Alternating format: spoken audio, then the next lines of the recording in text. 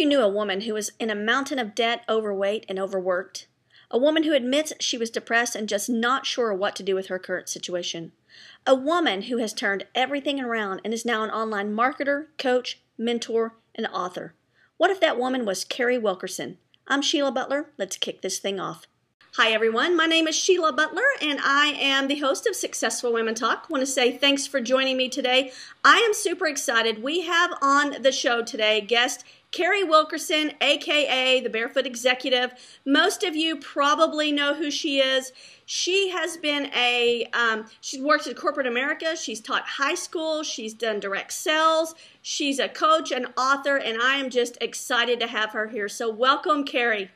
Thank you, Sheila, for having me. Hey, everybody. The very first question I want to ask you is, can you tell us a little bit about yourself, your background, and how you got started in business? Sure. I was a high school teacher. You heard a little bit about background, corporate, government, the education system, all that. I always say I will never be Miss America, but I do qualify for the title of miscellaneous. So I have been there and done that with a lot of things. As a young married woman, I really wanted to become a mom. So when I was teaching high school, we started the adoption process, and we were blessed with toddlers, a little boy and a little girl, 8 months and 2.5 years. So I was an instant mom, an overnight mom, and my priorities changed just like that. So I wasn't business minded. I never had been. Didn't have a lot of business people in my family, but I just knew that the situation my kids came from, they needed me home. They needed to never question another day who their mom was. So I was not willing to turn that over to somebody else. Again, that's a personal decision for every mom. I'm certainly not going to judge anybody else's choice, but their situation, that's what they needed, was me every day, day in, day out. And so I chose not to go back after the end of that school year. But at the same time, I didn't have a long-term financial plan. We did still need the income. So I started working from home. That was in 1998, and I've been working from home ever since. The business model has changed here and there. I've done sales, I've done network marketing, I've done service-based business, I've done consulting and coaching and speaking, and I've done all of that. And but it just comes down to the fact that I'm unemployable now. You know, I work from home. Have added 2 kids since then, the old-fashioned way. So my kids now range from age 5 to 17. Wow. And it's a busy, busy house, and we wouldn't have it any other way. I love that. You know, and I could go down so many routes with that because you, like you said, you've done so many things. You have the book, which I love the book. I was telling you before we started recording that my parents live in West Texas, and I think I was listening to a podcast, and you were on the podcast, and I immediately pulled over, downloaded the audio book, and listened to it on my drive back and forth. And it's a terrific book. If you have not read it, you need to grab a copy. That's a great book. So, but let me ask you this. I read your story, I heard your story. It said that, you know, when you first started out, you were kind of bummed out in your job. You were a little bit depressed. Your weight wasn't where you wanted it. You were overworked. Your husband was traveling a lot. How does that Carrie become the Carrie that you are today? Because I think that is so important. Yeah, that's interesting. I was having that same conversation this morning. And those were all gross understatements that you just made. I was 100 pounds heavier. I was in a severe clinical depression. Go figure, being 100 pounds heavier and, you know, out of work. The business I was working at that point, I was good at it, but the fact is I was mismanaging my funds and I was in debt. I was in so much debt my husband didn't even know because I was kind of shuffling things around and he didn't even really know. He was traveling. My parents had just gone onto the mission field in Canada. They had moved thousands of miles away, and I had a little bit of abandonment associated with that, which is kind of silly when I look at it now, but I wasn't in a healthy place. So I was applying for jobs and getting turned down left and right and left and right. And I'm very qualified, but I couldn't even get an interview. And so literally, Sheila, it becomes about making a decision. It becomes about saying enough is enough. And I remember journaling that New Year's. And if I were to look back at those entries now, I have since burned that journal, by the way, because I don't want to be reminded of how I was, where I was in that really dark place. But when I looked back, I went, that is not who I was created to be. That is not anybody I want my kids to look at as a role model. That is not somebody I would want to be friends with. I am done with her. I'm over that.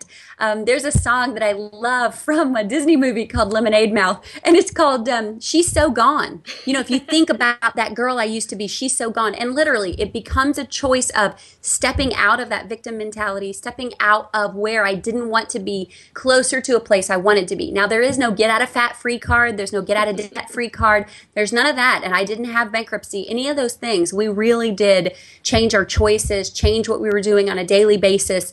And, you know, £1 at a time, $1 at a time, one new client at a time.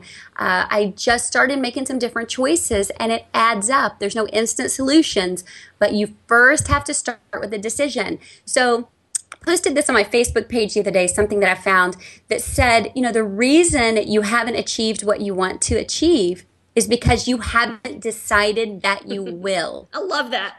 You maybe have decided that you want to. You may have decided that you want to think about it or that it would be nice. But until you decide that you will, then nothing changes. So I decided that I would be healthier. I'm still not thin. You know, I'm still not like wealthy by a lot of people's standards. But the fact is, I'm in a much healthier place. I still battle with emotional ups and downs. We all do. I think depression is a very real thing. We cannot dismiss it. As women, we try to just handle it. And I think that's a mistake. We have to look at the causes. We have to look at what biochemically might be wrong, physiologically. But it does... your attitude has so much to do with everything else in your life. So it really was just a series of daily choices that I made. I love that. And I was hoping you would say that. I've heard you say that before, but I think it's just vital for people to understand that, you know what, sometimes life really does suck. It really does. And you just have to decide if you're going to stay on the path that sucks or you're going to try and kind of, you know, divert and go down a different path. And I love that your non-BS approach to things. And I think I've heard you say before that people are going to like it or not, and that's okay. But I think it's true. You know, things, you have to choose.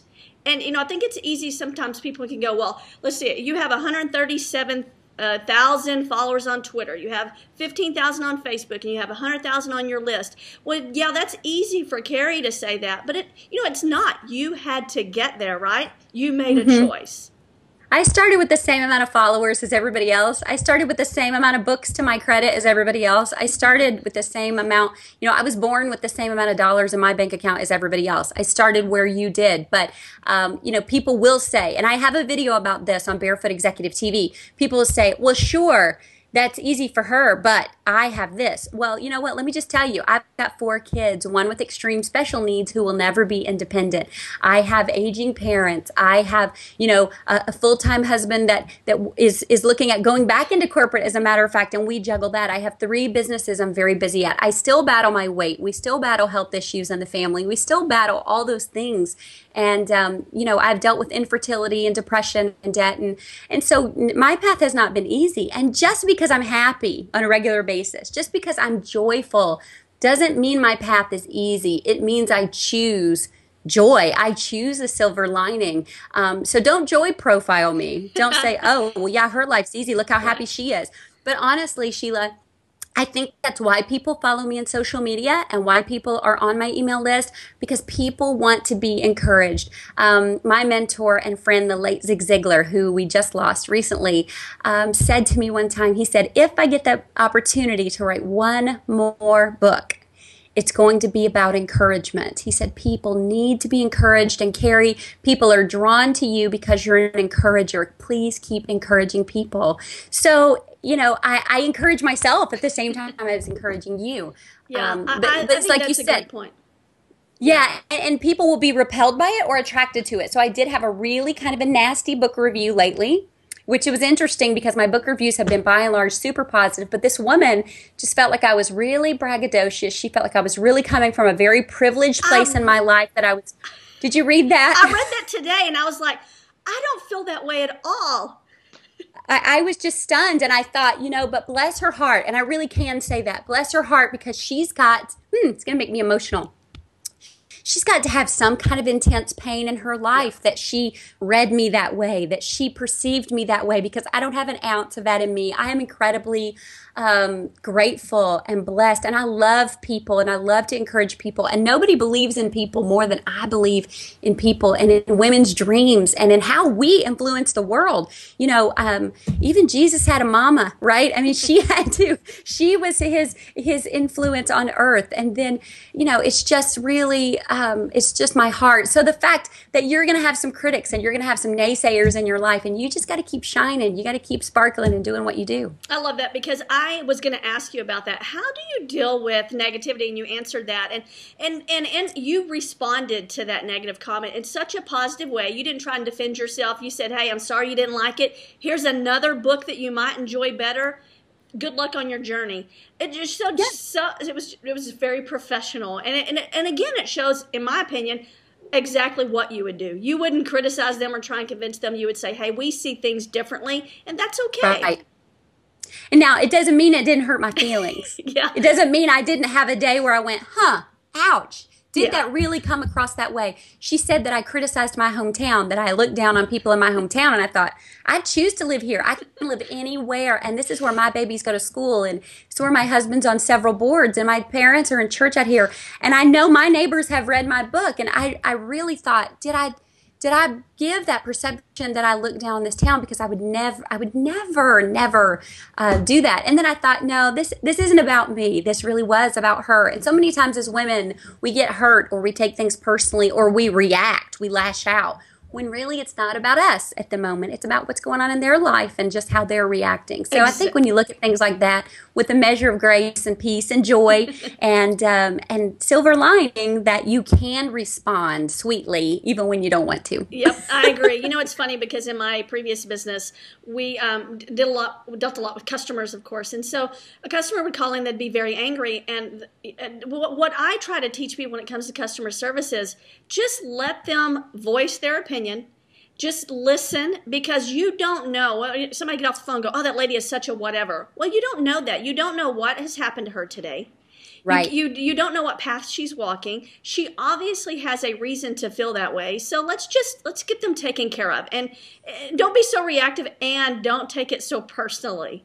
Exactly. I remember early on in the Barefoot Executive, I got an email. After a marketing email I sent out, I got a response back from a woman who really lashed out at me. Really, I mean, hateful and ugly. And I can't even say that I was misinterpreting. It was hateful and ugly. And so I responded to her with grace. And I said, I'm so sorry that your perception was this.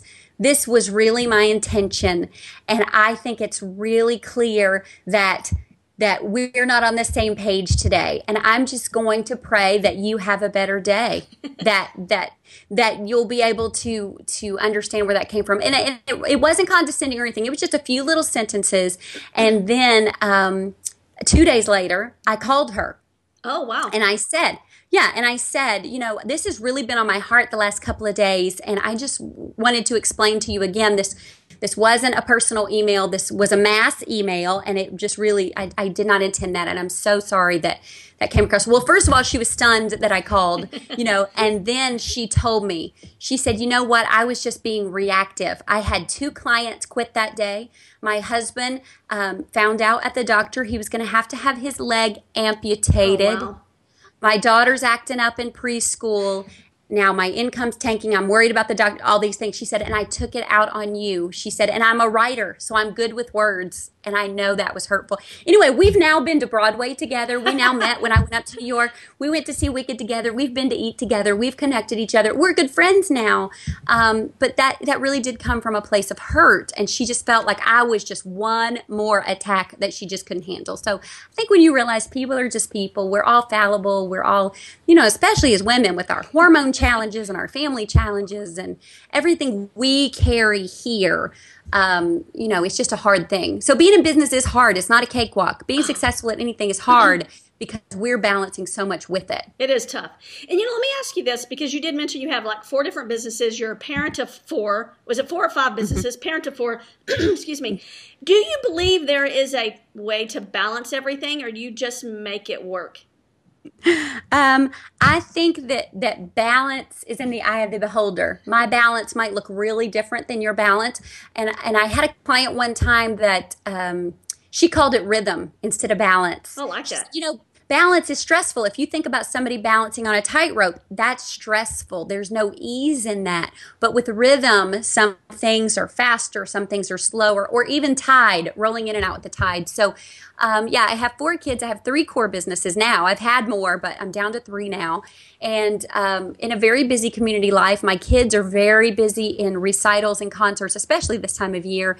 And I think it's a matter of looking at what your priorities are at any given time. My kids know, yeah, sometimes I'm going to work when they're home, sometimes, but I don't miss concerts and performances and all those kind of things if I know about them ahead of time. Now, I can't say I've never missed anything. Right. Sometimes it is a scheduling issue that somebody dropped the ball on. But I will say that some people can balance better than others, meaning your level of stress and handling and overwhelm might be different than mine. And mine is very different now than it was 10 years ago. 10 years ago, I could do with much less sleep. I could do with more financial pressure. Maybe I could deal with things a little differently. Also, with the ages of my kids is different. So I don't know that balance is a good word. I think rhythm is a great word. I think there are times when you need, like a racehorse, you need to run full throttle with a free head, and then sometimes you need to rein it back a little bit. I did say on my Facebook page a couple of days ago, and I got some controversy. I had some people disagreeing with me. I will say I think it's because they misread me. I didn't phrase this the way I should have.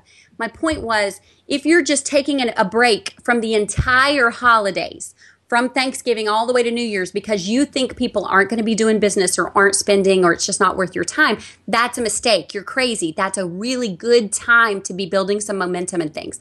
Now, the way some people perceive that is that I said, don't take any time off during the holiday. No, I don't believe that at all. I'll take big chunks of time off. I love to take a lot of the summer off.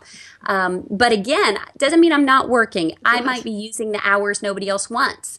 Nap times or early morning times or late night times or when they are at rehearsal. I don't feel like I have to be watching every rehearsal or watching every practice. Sometimes somebody else can take them and I show up for the games. I mean, Absolutely. I do think sometimes we get that mom martyr complex that we think we have to be the one doing every little thing for them. But my kids are great and independent, and yet they also feel fully supported. So really be careful of burnout. But also, it's like working out with a personal trainer, Sheila. When you work out with a personal trainer, you have accountability and you push yourself a little harder than when you go for a run by yourself.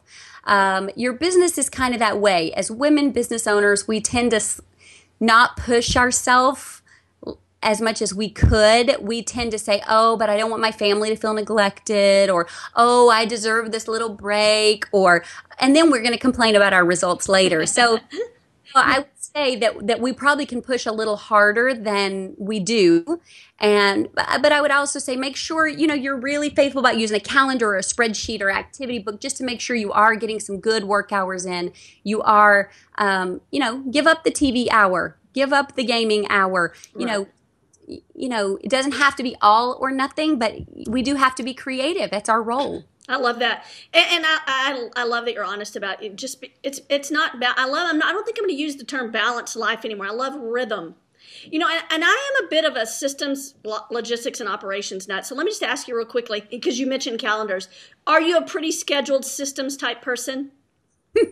I never would have called myself systematic before probably last year. But the fact is when, I'm in heavy growth mode in one of my new businesses and then when you write a book, I mean, most people that write a book, that's their job for then is the book. Well, my book was on top of a busy coaching and consulting practice. I'm a full-time online marketer. I'm a keynote speaker. I travel. So I have to be somewhat systematized. I have an online appointment scheduler. I use Time Trade that syncs to my Google Calendar that goes to my phone as well as to my assistant. I do have a VA that supports me 10 hours a month. She's vital so that my customer service gets handled pretty quickly. So I would say I'm pretty systematized. I don't accept incoming phone calls unless they're scheduled. I have certain days of the week I do interviews like this so that I know what days can be administrative time, what days are just, I try to take off on Fridays every Friday. Oh, that's great. to spend time with Mr. Barefoot and the kids. Now, when I say time off, I mean, I'll come into the office for a couple of hours in the morning, just kind of knock some things out, delegate some things, and then go. So, I guess I am pretty systematized. My team, we have certain things that we do in the same process every time. But there's room for improvement. I could do better with that. Eddie, my husband, is my accountant and my CFO. And so, he does month-end reports for me so we can track revenue and comparisons to last year. So I guess, I do have some systems in place. You kind of have to be. I plan out my menus, kind of what we're going to feed the kids, not to the very item, but I mean, sure. We're going to be out on this night, and I know we have church on this night. So what nights do we need to cook? What sounds good? Shop for it. So I guess I probably am. I would say I'm not like highly systematized, but I'm also not system resistant. I would say I probably fall pretty high average, maybe. I love that. Okay, listen, we're getting close to our time, but I want to talk about one more thing. There's so many. I could probably spend all day with you, but there's so many things I could talk about. But you said something in an interview one time that you were working for a sales company. And I think it was a makeup sales company. And you were doing well, but you paid attention and you listened to what people were saying. And they were saying they didn't have time to do this and things like building their newsletter, etc. And you listened and you said, hey, I'm going to turn that into what ended up, I think, being your first company. So I love that you did that. And I want to talk about that because I think that probably is the foundation to that amazing Carrie that we see today. Yeah, I was with the company for 3 years. I did well with them. I drove free cars, had the jewelry, the whole 9 yards. Loved it, loved the camaraderie of it. But then I knew it was time for a change. I tend to have a 3 to 5 year attention span to where I like to seek a new challenge.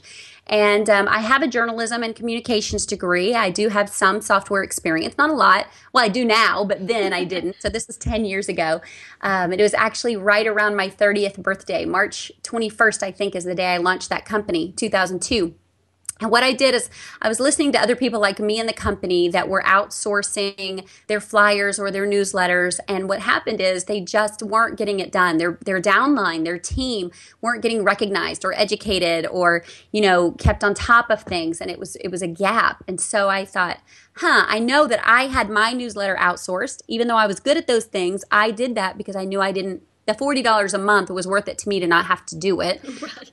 And I thought, but this market has about 12,000 people in this management position. I wonder if there's room for one more. So if you've seen my story on video on YouTube, if you just search Carrie Wilkerson, my story, you'll see that my husband said, I think you need to do that. You can't get a job. You want to work at home. And I said, yeah, but I just don't want to fail at one more thing. I just, somebody's already doing that. She already has 100 customers. He said, there's 12,000. I bet there's room for you. So I called her. I called this other provider I knew and I said, I'm thinking about starting a business doing the same thing. And she said, let me help train you. Let me tell you what software I use. I love that. She mentored me, and now I took my business to more than 10, probably 14 times the size of hers because I chose to handle a team. I chose to use automation, some templating, some things that she wasn't willing to do, and she was totally okay with that. We gave each other customers. If somebody wanted something I didn't provide, I would say, no, you need to go talk to Elaine about that. It was really an amazing thing. She was my first mentor like that. And we grew that company really large, up to 1,700 clients a month on a subscription basis. We were one of the first virtual services companies. This is before virtual assistants were popular. Really were at the forefront of this. And I had a team nationwide of up to 14 people at a time that I never met working for me for years. And that was a great company. And we just sold it this year, as a matter of fact. So I've been in the service business for years. And that's how I learned my automation and online marketing techniques, is by seeking to improve that business. But yeah, that business was created from a need that I heard being expressed over and over and over, by seeing that, yes, there were some competitors in the marketplace, but I felt like I could either do it better or more streamlined or with a bigger profit margin or on a bigger scale. And so that's what we did. And that's how we got out of debt, was with that company. And that's how we learned online with that company, and ultimately built a pretty good audience of people that listened to me as a business expert, was through that company. So And I started it with like $100 on a I soft. love that. And that's why I wanted to I was hoping you would go down this route with this story, because I think, to me, that is who Carrie is. Because I think it's neat to know that, okay, you were at home, you were struggling, you didn't know what to do. Good thing your husband kind of pushed you in that way, but you listened. Maybe that wasn't your passion, but you had the skill sets, and you Right. turned that into something Yeah, very and so profitable people and will a say, "Oh, long-term I'm business. not passionate about this or I'm not passionate about that." And I'll tell you, I was not passionate about newsletters. If I never have to do one more bit of desktop publishing in my life, it'll be too soon. We did all of that on dial-up, and I had to learn how to upload to servers, and this is before Dropbox and the cloud and all those things, and I can't even tell you the nights I just cried through the night because of a computer crash or Right. all these disastrous things that would happen. But it was so I wasn't passionate about that vehicle, but I was passionate about getting out of debt, and I was passionate about the people I served. And that's when I really gained a heart for women business owners and business owners in general, people that are just really trying to make a difference and try to make it work. So I don't know any gas station attendant or owner that's passionate about fuel. I don't know, I don't know that the McDonald's franchise owners are passionate about hamburgers and French fries. I think really we're passionate about freedom and a way of life. So kind of my mantra, and I know some people will disagree with me, but I really believe you don't have to be passionate about what you do, but you have to be passionate about why you do it and who you do it for. And so that kind of drives my business decision making. I love that. And you weren't afraid to reach out into an industry that maybe you didn't know a lot about. Like you said, you had a mentor, and you weren't afraid to ask for help. We women need to be comfortable with asking for what we want and just putting yourself out there. Yeah, but I am going to correct you. You Okay. said I wasn't afraid. I was. Gotcha. I was terrified, but I did it anyway. So this is something that I really am so adamant about. As women, we're going to be scared. We're going to be out of our comfort zone. You can either be scared and broke or afraid and well paid. I mean, you're going to be scared either way. You might as well just do it anyway and be paid for being scared. I am out of my comfort zone every single day. Every single day, I'm doing something out of my comfort zone. I've just taken on an initiative to help another company grow nationwide, and it's very much out of my comfort zone. It's a new avenue. It's a new vehicle for me, and in addition to everything else I'm already doing. So I'm terrified daily. I'm a little bit overwhelmed daily, but I'm doing it anyway because I can be scared and broke or afraid and well paid, and I'm going to choose the latter every single time. I love that. Very well put. Carrie, this has been an amazing chat with you. If someone wanted to hook up with you, where would you want to send them? Okay, so I'm pretty active on Twitter at Carrie Wilkerson. Also, my Facebook page is Barefoot Executive, but you can also go grab a free chapter of the book at barefootexecutivebook.com. It'll look like this when you get there. barefootexecutivebook.com. I love that you heard the audio because the audio is actually an award winner. Tina Fey, William Shatner, Jane Fonda, and I all won these audio awards for our audiobook. So if you'd like to listen to your books, go to Audible, download the audiobook. I would love to connect with you guys in social media or at barefootexecutivebook.com. I love that. And I love that the audio was you reading it, because that even made me feel much more connected to you. Hey, listen, we will link every bit of that up in the show notes. Perfect. Honestly, if you have not read the book, you need to grab it. It is a great read, and check out, we'll link up all of her resources. If you're not following Carrie, you should be. She's amazing. Carrie, thank you for joining me today. We certainly appreciate it. Thank you. Bye-bye, everybody. Bye-bye. Thanks for tuning in to this episode of Successful Women Talk. Listen, a lot of people ask me, Sheila, how did you build a business from 0 customers in revenue to thousands of customers and multi-7 figures within a few short years? Here's the secret sauce. We had great products, excellent customer service, and we leveraged, this is key, we leveraged our systems and processes. If you want to learn more about this or how to reclaim your time, join me over at www.successfulwomentalk.com, and I'll show you how to get the life, business, and customers you want. Thanks so much.